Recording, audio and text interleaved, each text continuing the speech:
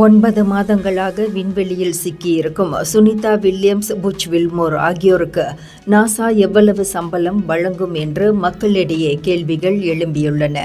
NASA விண்வெளி வீரர்களான இவ்விருவரும் 9 மாதங்களுக்கும் மேலாக அனைத்துலக விண்வெளி நிலையத்தில் உள்ளனர். நாசா வெளியிட்ட அறிக்கையின்படி இவர்கள் இருவரும் நீண்ட காலம் விண்வெளியில் தங்கி இருந்த போதிலும் கூடுதல் நேர ஊதியத்தை பெற மாட்டார்கள்.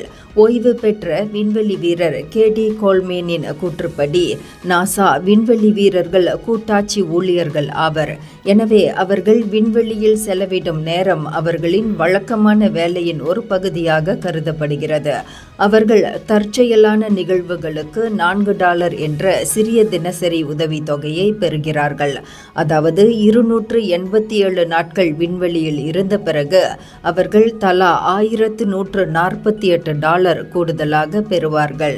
அவர்கள் ஆண்டுக்கு $1,25,133 இருந்து $1,62,672 வரை சம்பாதிக்கிறார்கள். அந்த வகையில் 9 மாத பணிக்கு $93,850 இருந்து $1,22,004 சம்பளத்தை பெறுவார்கள். இந்தியர்களின் இதய குரல் மக்களோசை.